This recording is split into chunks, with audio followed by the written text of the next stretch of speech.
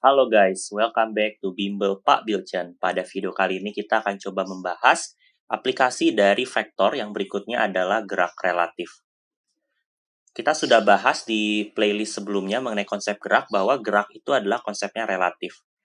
Kamu misalnya sedang duduk di sebuah bis, kalau orang melihat kamu sedang diam, tapi orang di luar bis melihat kamu sedang bergerak bersama dengan bis. Jadi gerak itu relatif, bisa kita diam, bergerak, tergantung titik acuannya. Nah, misalkan saya berikan contoh di sini ya. Misalkan saya sedang berdiri di sebuah jalan dan melihat dua buah kendaraan. Kendaraan pertama adalah kendaraan mobil yang berwarna merah. Orang ini melihat bahwa mobil ini bergerak dengan kecepatan 50 km per jam. Nah, sedangkan orang ini juga melihat ada sebuah bis, ya, ada sebuah bis atau mungkin jangan bis kali ya, sebuah mobil pick up seperti ini yang warna biru, itu akan bergerak dengan kecepatan 40 km per jam. Itu yang dilihat oleh orang di tanah. Nah, kita sebut mobil pertama warna merah dan mobil kedua warna biru. Kita sebut seperti ini guys. Jadi kecepatan mobil pertama, koma dilihat oleh orang di tanah, jadi V1, T sama dengan 50 km per jam. V1, T artinya kecepatan mobil pertama dilihat dari orang di tanah. Berarti kalau yang warna biru itu adalah V2T atau kecepatan mobil kedua relatif terhadap tanah. Ya, berarti itu adalah 40 km per jam. Nah, inilah konsep dari gerak relatif, guys. Ya, jadi konsep dari gerak relatif itu adalah ada titik acuannya. Ya, kalau di sini titik acuan adalah tanah. Nah, ini penting sekali. Kenapa? Karena kalau kamu lagi diam di jalan melihat mobil warna biru kecepatan 40 km per jam, itu kalau kamu duduk di mobil warna merah, kan kecepatan kamu lebih cepat daripada kecepatan mobil kedua. Nah, maka kamu akan melihat mobil dua ini nanti akan mundur karena lebih pelan dari kamu. Ya, bayangin kamu naik mobil, melihat mobil di sebelah kiri kamu lebih pelan geraknya daripada kamu. Maka kamu akan melihat mobil tersebut mundur, bukan maju ke depan. Nah, sehingga geraknya itu menjadi relatif. Di tanah lihatnya mobil 2 maju, ya, dia bilang mobil 2 maju, tapi nanti mobil pertama kalau lebih cepat dari mobil kedua, itu dibilang mobil 2 itu mundur.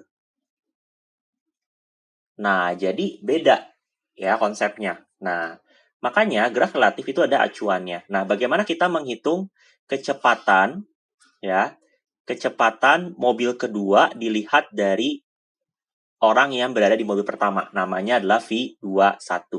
Nah, gimana cara menghitungnya? Nah, kita akan belajar konsep dari gerak relatif seperti ini.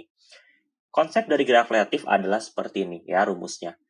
Kecepatan si A relatif terhadap B, artinya kecepatan si A dilihat sama B, itu adalah kecepatan si A terhadap C ditambah kecepatan C terhadap B. Nah, jadi ini C sama C ini sama guys ya. Nah, di sini kita mau cari kecepatan 2 terhadap 1 ya. Kecepatan 2 terhadap 1 itu adalah V21 sama dengan V2, T ditambah VT, 1. Jadi T sama T-nya ini nyambung guys ya. Belakang sama depan nyambung. Nah, tapi kita nggak tahu VT, 1. Taunya V1, T. Nah, konsepnya adalah V1, T itu adalah kecepatan mobil 1 terhadap tanah. Berarti kecepatan tanah terhadap 1, kamu akan melihat tanah itu mundur ke belakang. Kamu kayak naik mobil, kamu lihat gedung, gedungnya akan mundur ke belakang. Nah, jadi V1T itu kan 50 km per jam, maju ke depan. Berarti kecepatan tanah atau orang di tanah, kamu lihat orang di jalan, itu kan kayak seakan-akan mundur. Berarti minus. Jadi, VT, 1 sama dengan minus V1, T. Ya, kalau kamu tukar posisinya, maka jadi minus. Jadi, minus 50 km per jam. Nah, jadinya ini akan menjadi hasilnya adalah V2, T adalah 40, dan Vt,1 adalah minus 50. Jadi hasilnya adalah minus 10 km per jam. Nah, artinya kecepatan mobil kedua itu akan minus 10 kalau dilihat dari si orang di mobil pertama. Artinya dia bergerak mundur, karena kan minus ke kiri kan. Mundur dan kecepatannya 10 km per jam. Nah, jadi itu adalah konsep dari gerak relatif. Ya. Nah, ketika ini kan vektor ya guys ya, kita bicara mengenai vektor. Jadi ada contoh lain yang mungkin lebih rumit. Misalkan saya punya suatu perahu, ya, saya punya ini sungai, ini perahu. Nah, di sini ada orang. Orangnya ini melihat arus air bergerak dengan kecepatan mungkin contohnya 2 meter per second lah ya. Nah, ini adalah VAT, kecepatan air dilihat dari orang di tanah. Nah, si orang yang berada dalam perahu, dia akan menggerakkan perahunya itu, dia merasa saya akan menggerakkan tegak lurus. Ya, karena orangnya dalam air ya, mengikuti gerakan air, maka ini adalah kecepatan perahu terhadap air. Dia merasa bahwa dia bergerak tegak lurus. Tetapi karena terbawa arus, jadi kecepatan perahu terhadap arus air. Nah, tetapi orang di tanah itu akan melihat bahwa gerakan perahunya itu akan seperti ini. Nah, ini adalah kecepatan perahu dilihat oleh orang di tanah. Vp, T. Nah, kenapa bisa seperti ini? Karena kita tahu rumusnya adalah Vp, T sama dengan Vp, A ditambah Va, T. Nah, A-nya ini belakang, depan, nyambung. Ya.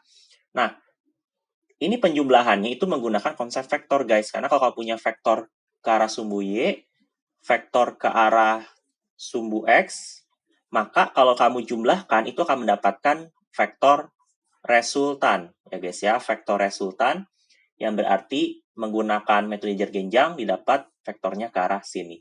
Nah, nanti kamu harus menggunakan rumus dari vektor. Ya, kalau kayak gini, itu kan masih satu dimensi. Contoh satu dimensi. Jadi masih tidak terlalu menggunakan vektor, meskipun sebenarnya menggunakan vektor, tapi kalau contohnya 2 dimensi, nah ini harus menggunakan rumus dari vektor. Ya, akan kita coba aplikasikan di video selanjutnya ya. So, stay tune di video selanjutnya. Jangan lupa untuk like, comment, and subscribe, and see you in the next video. Thank you guys.